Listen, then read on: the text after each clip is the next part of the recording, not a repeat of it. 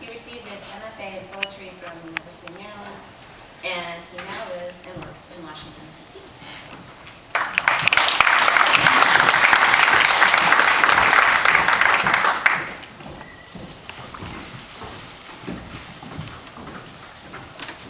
Hello, everybody. Second team on waters.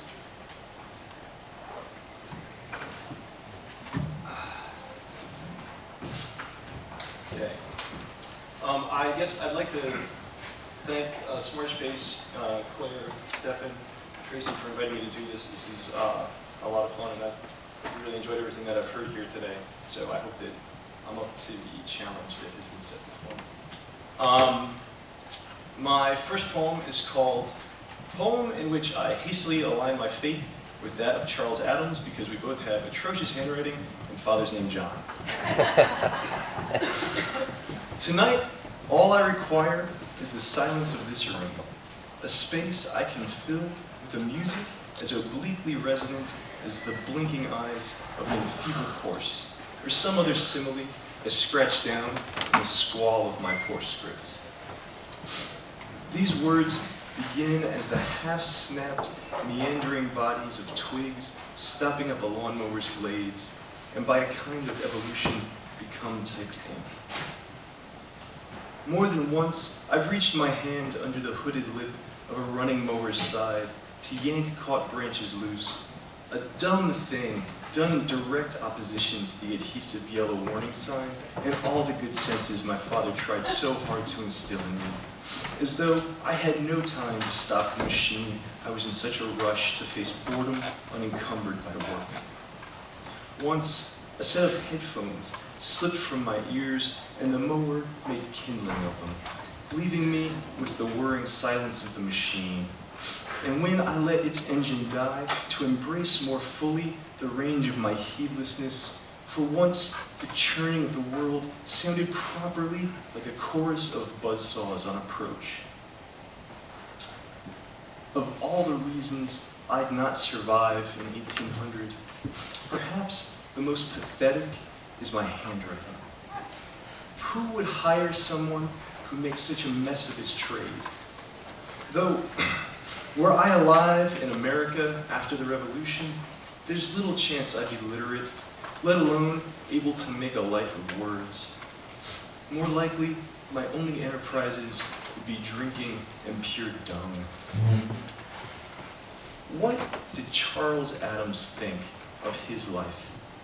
That with all of his advantages, he could still, in the minds of the judicious pricks among us, squander all its promise. He thought, I am the weather-mauled figurehead of the ship my forebears rode to this new land, now forgotten in an eastern harbor somewhere, rather than revered, because I am but a matchstick in the conflagration of the story of my people. Or something to that effect. Reading those words, as I put them in my notebook, I twice mistranscribed revered, once as reversed, and again as revere, thinking I'd gone off on another revolutionary tangent I'd later have to stitch together. The written word was such a brambled mess, laid down in haste before the idea could escape, leaving me with a silence impossible to fill with the image I first intended. The scratching sound of Charles, disowned, broke, sometime in the fall of 1800, signing his name to page after page of debtor's notes. Giving up finally to one creditor his beloved horse Abby, a decrepit, crop-eared thing whose new owner hoped would at least provide his dogs with a week worth of meat.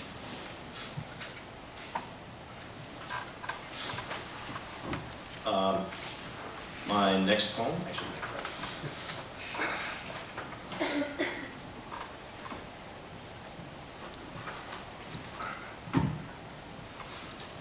my next poem is called What to Call the Gathering of Flies. A corpse, my first thought, or a funeral for their tendency to hang around the dead. Manslaughter, I thought next. like crows bargaining a lesser charge, watching as they shrouded a stretch of sidewalk along 18th, rerouting the pedestrians. A Baudelaire, I thought, or else an epidemic. A harbinger, I thought, because there seemed a message in them and the contents of it bleak. Given the way people gathered to watch the grainy cloud, some with jaws paused out, I thought Eucharist, sanctifying my first impression.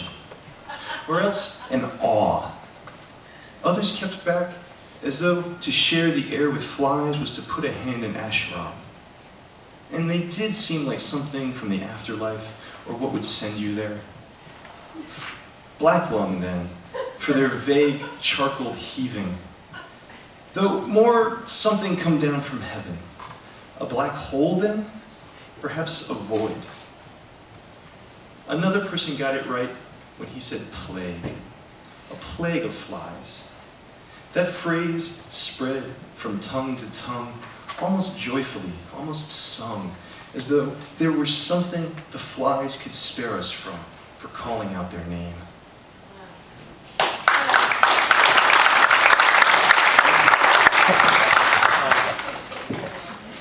So this next poem is called Indeterminacy, and I guess it's sort of a sonnet.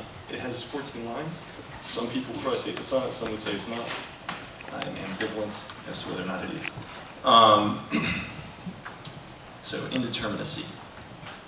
What I cannot say for certain is whether were you here looking at the 3 or 4 blooms fallen from the orchid, each lying unopened so they seem rather like the sharp purple beak shards of embryonic birds whose eggs cracked before much else of their bodies could particularize in the yolk, that you would not sweep the group of them into your hand, gathering too the dust of the months the floor below the sill has gone unswept, gathering the arched and shabby chips of paint fallen from where the summer sun all day batters at the frame, and whether to prove the determination of your irreverence, or simply because you remain to me unfathomable, put them one after the other into your mouth, and slowly chew them like the bonbons of those aristocratic Russian housewives whose lives you so often claim to envy.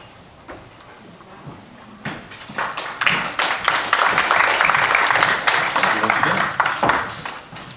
So I'm going to read 2 more poems. Yeah. And Ellen, who lived before me, was reading poems, a couple of poems about paintings. And I don't know if it is an illustration of the degeneration of culture through the years, but these next 2 poems are about watching TV. I watch a lot of TV, or more TV than I wish I did.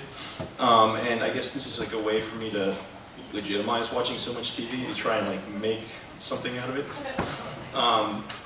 So this next one is called TV Doctors Trying to Restart Patients' Hearts. But before I read it, I'm going to have a little water.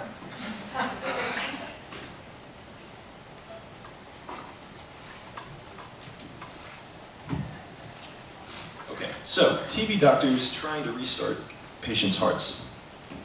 It's not that I don't believe the gesture, though I don't. The doctors in all these scenes, all in, hands pumped down too hard, or else the motion made merely to be a thing to quit. Never, though I can't say how they might do it, what could actually coax a heart back to life. It's the ER scenes themselves I've seen too many of.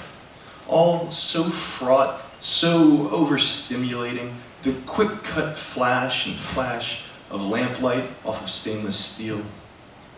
Or when the sequences turn too determinedly blank. That great enveloping silence cut into a scene to hammer home the futility of what's being done. And the doctors, the ones whose lives are messes for all the received reasons, all exploded variations of the viewer's own, the ones still there working beyond reason above the corpses, to show how, if not in their lives, the doctors are capable in something. Or not, since here too the hearts all die.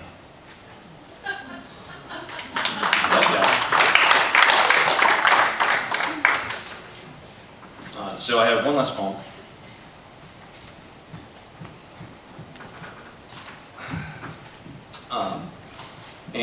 Again, I'd like to thank Smartish for inviting me to do this. Stephanie, Claire, and Tracy, wonderful people. It's a wonderful journal. You all should go and buy every issue that they have out there.